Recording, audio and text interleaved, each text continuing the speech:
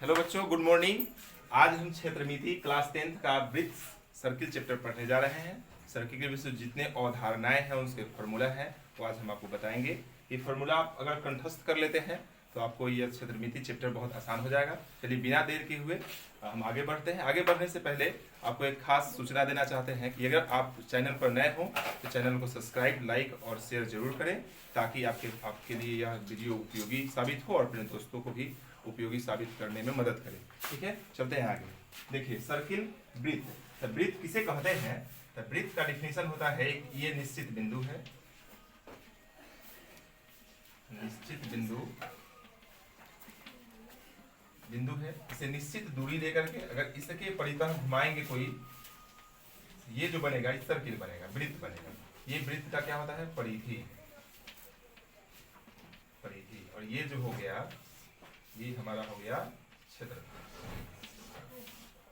ये हो गया वृत्त का क्षेत्रफल। ठीक, समझ आया? देखिए, ये वृत्त का क्षेत्रफल हो गया और ये हो गया हमारा, ये पहला हो गया परिधि। तो वृत्त का कोई अगर परिभाषा कहेगा तो हम लिख सकते हैं किसी निश्चित बिंदु से उसके परितः निश्चित दूरी लेकर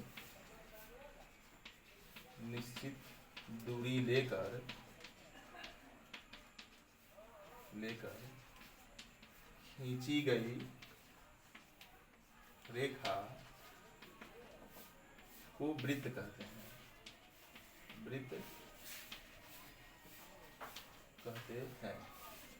यह निश्चित बिंदु क्या कहलाता है? वृत्त का मूल बिंदु, इसको बोलते हैं मूल बिंदु या केंद्र कहते हैं।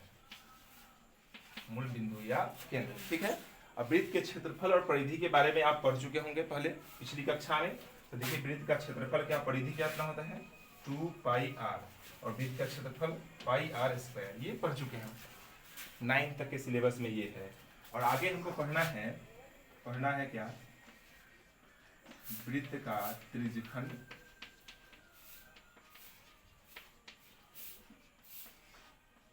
वृत्तखंड, फिर वृत्त का चाप,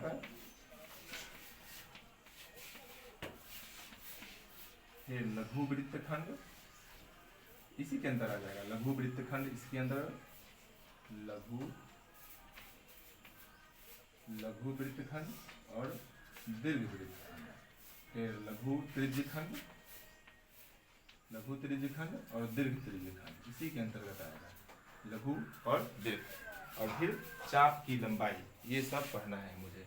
ठीक है, इसको आप लिख लीजिए, हम मिटाते हैं।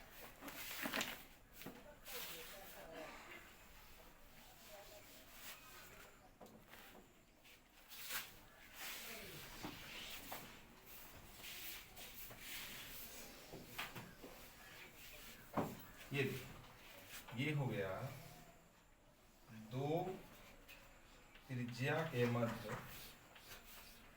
ये हो गया त्रिज्यखंड। त्रिज्यखंड को हम क्या लिख सकते हैं कि दो त्रिज्या और चाप के बीच के क्षेत्र को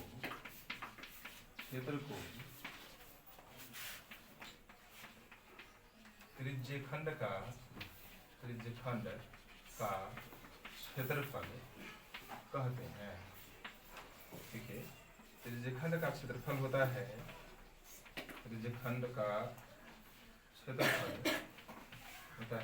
πr² थीटा अब बटा 360। क्यों होता है? तो ध्यान देंगे, पूरा का क्षेत्रफल क्या होता है? πr² होता है। और ये वाला भाग, इस भाग का हमको निकालना है। तो ये अगर थीटा है तो ये है पूरा होता है 360। क्षेत्रफल जो चाहिए हमको, पूरा क्षेत्रफल कितना है? तो πr², और उसका कितना भाग? तो थीटा बटा 360। ये हो गया हमारा त्रिज्यखंड का क्षेत्रफल। एक प्रश्न और बनता है कि त्रिज्यखंड की परिधि, चाहे आप परिधि, त्रिज्यखंड की परिधि क्या होगा, तो ये r है और ये r है, तो 2r प्लस, और ये होता है पाई r थीटा, ये हो गया 2r और प्लस, देखिए ध्यान से,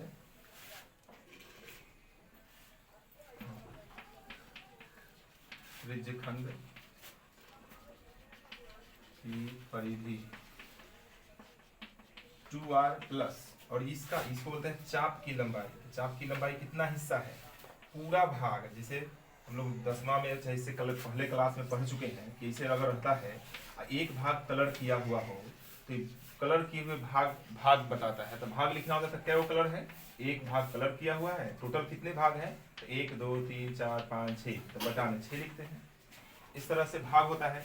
तब बताओ कि यहाँ पर ये जो है थीटा, तो किसके सापेक्ष है, कितना थीटा है, तो 360 में से थीटा है, और ये वाला कितना होगा 2 पाई r, तो 2 पाई r और थीटा बटा 360, क्यों, क्योंकि थीटा हिस्सा है ऊपर, जिसे रंगा हुआ जितना भाग है और टोटल भाग नीचे लिखते हैं, जितना रंगा हुआ है भाग है ऊपर और टोटल भाग नीचे, तो रंगा हुआ भाग है, मान लो थीटा हिस्सा का है रंगा हुआ भाग, टोटल भाग 360 है, तो रंगा हुआ भाग थीटा ऊपर और नीचे कितना होगा 360, तो इससे यही काट देते हैं हम, तो 180 हो जाता है, तो इसका फॉर्मूला होता है 2r plus pi r theta बटा में 180, यही हमारा फॉर्मूला है, ठीक है, इसको नोट कीजिए।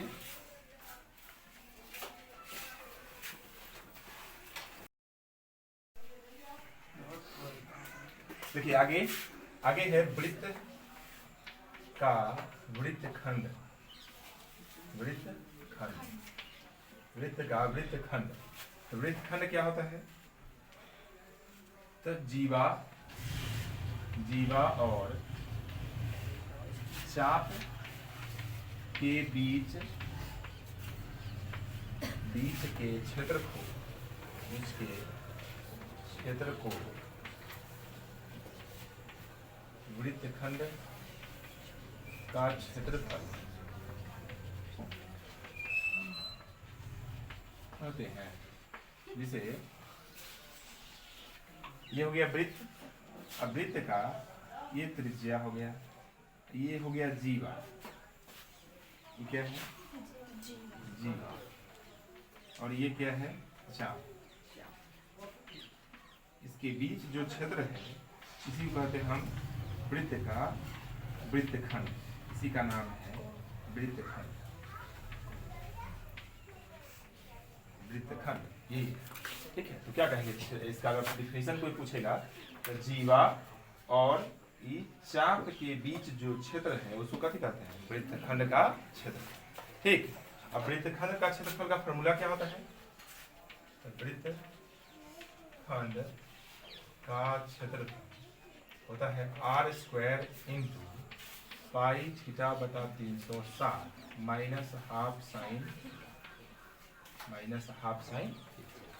ये होता है, देखो ध्यान से, ये पूरा का क्षेत्रफल होता है पाई r² थीटा बटा 360 माइनस इसका क्षेत्रफल निकाला जाता है इसका, उसमें से अगर ये वाला पूरे के क्षेत्रफल से अगर इसका क्षेत्रफल घटा लेंगे तो बचेगा इसका क्षेत्रफल, इसका क्षेत्रफल क्या होता है r² into 1/2 r² sine theta, ये इसका क्षेत्रफल, इसका उसमें से पूरा में से अगर ये माइनस कर लेते हैं तो बचता है थीटा यहाँ है और त्रिज्या ये है, पूरा में से अगर ये वाला माइनस कर लेते हैं तो ये वृत्तखंड का बचता है।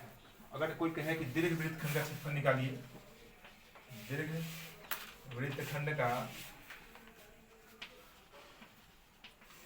क्षेत्रफल, तो कुछ करने की आवश्यकता नहीं है, दीर्घ वृत्तखंड का मतलब ये भी तो एक चाप है और ये जीवा है, ये छोटा है इसलिए लघु है, और जब कहेगा कि दीर्घ निकालिए तो दीर्घ का मतलब बड़ा, तो ये भी चाप है, ये कहती है जीवा, और ये चाप के द्वारा बना क्षेत्र दीर्घ हो जाएगा, बड़का हो जाएगा, तो इसका निकलेगा कैसे, तो पूरा का क्षेत्रफल कितना होता है पाई r स्क्वायर, और इसका क्षेत्रफल ये वाला है, तो हर हाल में ये वाला तो ज्ञात करना पड़ेगा, या वृत्तखंड का क्षेत्रफल निकालेंगे, और नहीं तो एक काम करना पड़ेगा, हमको करना पड़ेगा ई थीटा यहाँ है, तो ई थीटा कितना हो जाएगा, तो 360 माइनस थीटा, पूरा 360 है, उसमें से ये वाला माइनस करेंगे तो इधर का निकल जाएगा, ठीक, त्रिज्या सेम रहेगा, सब सेम है, थीटा केवल बदल जाएगा, तो हम ऐसे भी निकाल सकते हैं R square into pi into 360 minus theta बटा में 360 minus half sine 360 minus theta. ये फॉर्मूला अगर लगा दे तो दीर्घ वृत्त खंड का क्षेत्रफल भी निकल जाएगा। या दूसरा तरीका है, या सीधे वृत्त का क्षेत्रफल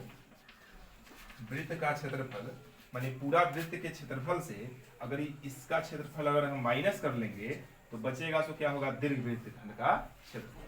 तो वृत्त का क्षेत्रफल माइनस लघु वृत्त खंड का क्षेत्रफल,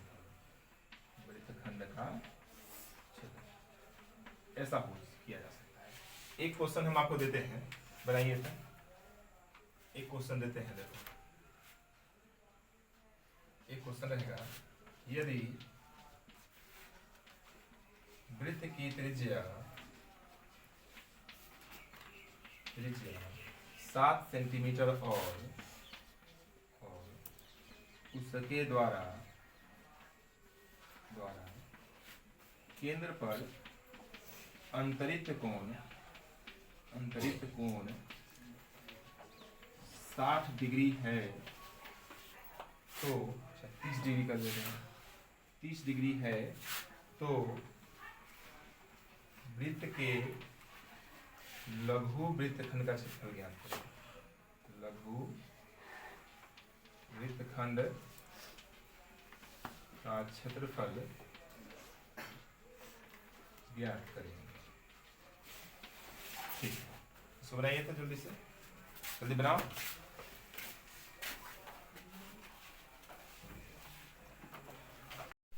देखो ये क्वेश्चन देखो था, हल करेंगे तो लिखेंगे पहले वृत्त की त्रिज्या r बराबर 7 सेंटीमीटर, 7 सेंटीमीटर। त्रिज्या कभी माइनस में नहीं हो सकता है, और कोण हो जाएगा थीटा बराबर 30 डिग्री। फॉर्मूला होता है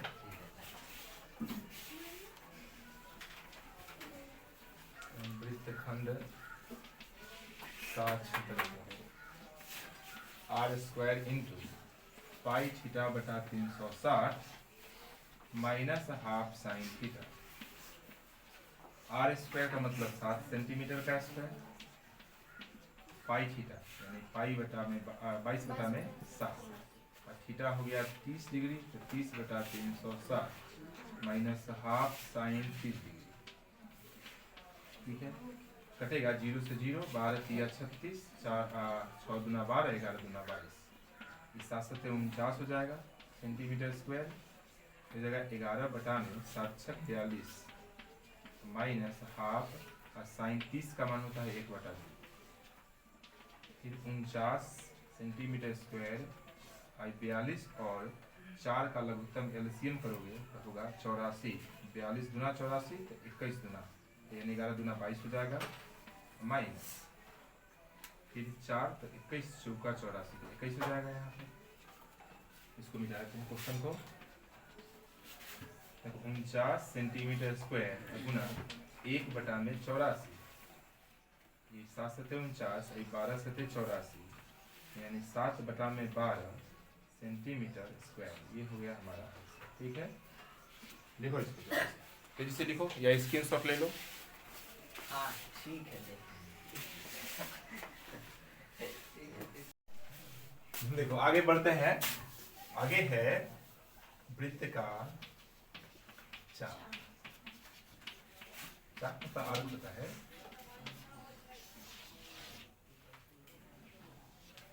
ये हो गया हमारा चाप। इसको इसका लिख सकते हैं, चाप का डिफिनेशन लिख सकते हैं ऐसे, चाप का लिख सकते हैं कि वृत्त के परिधि का एक छोटा अंश, छोटा भाग लिख सकते हैं, छोटा भाग वृत्त का चाप कहलाता है।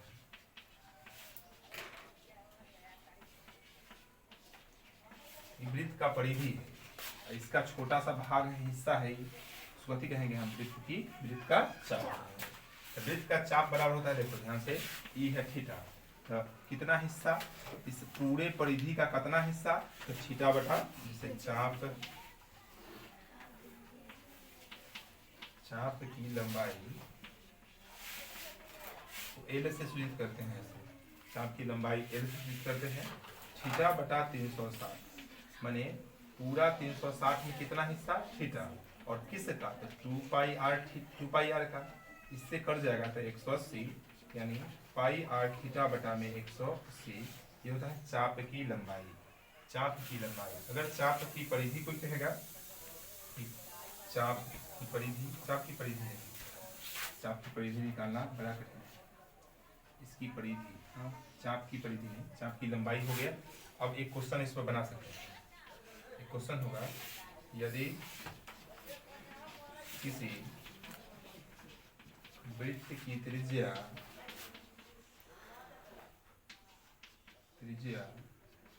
7 सेंटीमीटर एवं केंद्रीय कोण 60 डिग्री हो तो वृत्त की चाप की लंबाई ज्ञात करो। लंबाई ज्ञात करें, ठीक है। तो चाप की लंबाई का फॉर्मूला लगाएंगे और बन जाएगा। ठीक, चाप की लंबाई होता है पाई आर थीटा बटा 360। पाई का मान 22/7, त्रिज्या है 7, थीटा 60 डिग्री, अब बटा में 360। 0 से 0, 6 6 36, 7 से 7 कर जाएगा, और 3 दूना 6, 11 दूना, यानी 11/3 सेंटीमीटर। ये हो जाएगा हमारा चाप की लंबाई।